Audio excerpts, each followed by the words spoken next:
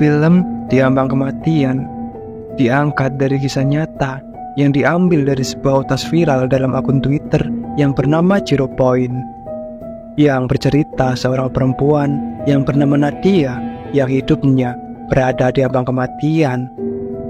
Hal ini bisa terjadi karena Nadia menjadi tumbal yang dilakukan oleh ayahnya sendiri yang bernama Suyatno.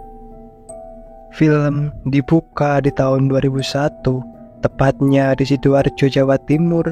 Tinggallah sekeluarga yang terdiri dari Pak Suyatno, istrinya, dan kedua anaknya yang bernama Yoga dan Nadia. Sang ibu sudah sakit-sakitan, tampak dari kulit mukanya yang mulai bernanah dan sering melamun dengan tatapan kosong. Saat Nadia memberi makanan kepada ibunya berpesan untuk selalu ikutin aturan dan arahan ayahnya supaya mereka semua selamat. Dan sesaat kemudian sang ibu tiba-tiba muntah darah, lalu ayahnya lantas memberikan obat, dan tak lama sang ayah masuk ke dalam kamar dengan keadaan tertutup dan terkunci. Dari dalam kamar terdengar babak merintih meminta pertolongan. Di malam harinya menjelang tahun baru 2002, secara mengejutkan, di mana tubuh sang ibu tiba-tiba bugar, ia pun menyiapkan makanan untuk makan malam keluarga. Mereka pun sangat merasa bahagia dan bapaknya berjanji akan mengajak jalan-jalan esok harinya. Besok bapak mau ngajak kalian jalan-jalan. Namun tiba-tiba awal petaka pun terjadi. Sang ibu berjalan sendiri ke dapur dan memasukkan mukanya ke dalam sebuah panci yang berisi air yang mendidih. Sontak semua terkejut dan berteriak histeris, dan tak lama kemudian sang ibu meninggal mengenaskan karena mukanya yang melepuh hingga tak berwujud. 3 bulan kemudian, Pak Suyatno yang memiliki usaha toko sembako di pasar ramai dan berkembang pesat.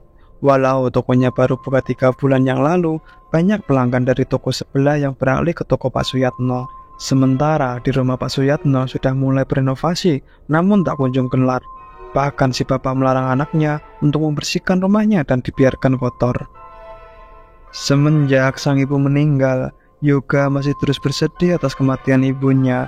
Yoga masih bingung dengan sikap bapaknya yang melarang mereka untuk membersihkan bekas darah mendiang ibunya di lantai. Suatu ketika Yoga mendengar bisikan dari sang ibu memanggilnya, kemudian dia mencari suara itu. Lalu tiba-tiba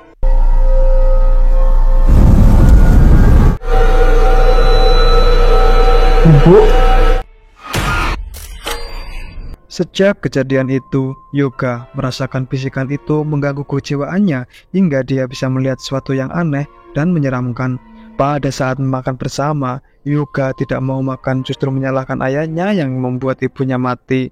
Karena ayahnya telah membiarkan rumahnya berantakan dan banyak debu, sehingga membuat ibunya sakit dan membuat ibunya bunuh diri. Mendengar ucapan Yoga, lalu bapaknya emosi dan menampar Yoga. Pada suatu saat malam Selasa malam Kliwon, secara tidak sengaja Yoga melihat ayahnya membawa seekor kambing hitam dan dimasukkan ke dalam ruangan kamar yang selalu terkunci itu.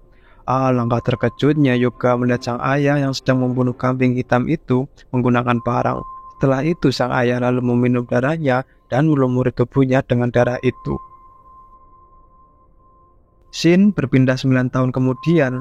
Yoga yang kini tumbuh dewasa punya kehidupan yang tak pernah tenang. Dia sering mengalami gelisah dan ketakutan sendiri, bahkan sering mengalami luka-luka tanpa sebab. Nadia berusaha membantu kakaknya dan meminta Yoga untuk ke psikiater. Lalu Yoga terpaksa membongkar rahasia ayahnya yang ia pendam sejak kecil. Pada saat malam Selasa Kliwon, Yoga mengajak Nadia untuk mengintip apa yang dilakukan oleh ayahnya di kamar yang selalu terkunci itu. Dari sebelah lubang kunci, Nadia melihat ayahnya yang sedang membunuh kambing hitam dan melumuri tubuhnya dengan darah kambing itu.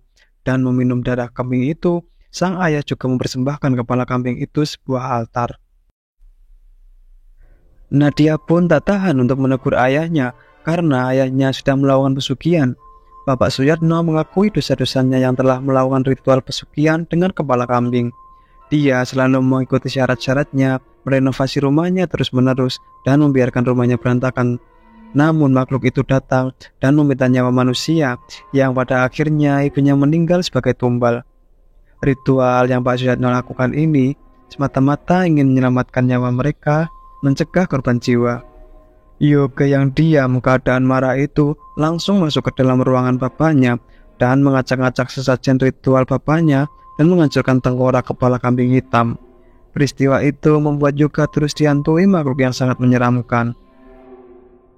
Pada penghujung tahun 2011, tepatnya pada malam tahun baru 2012, Yoga bersama bapaknya dan adiknya merayakan tahun baru.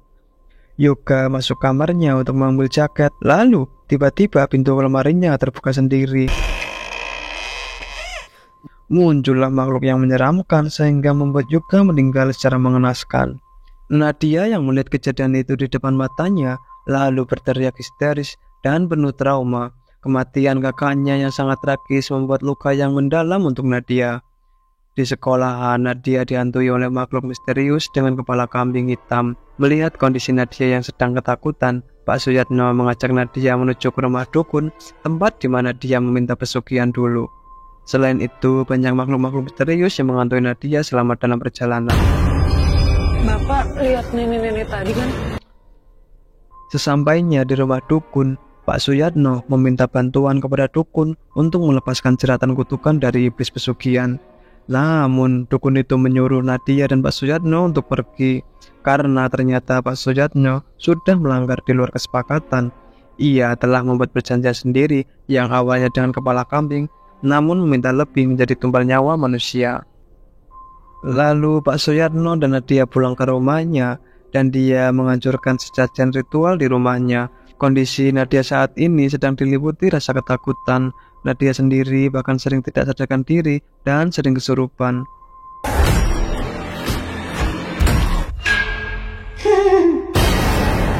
Sepanjang tahun ke tahun mereka berkeliling mencari pertolongan dari satu orang pintar ke orang pintar lainnya.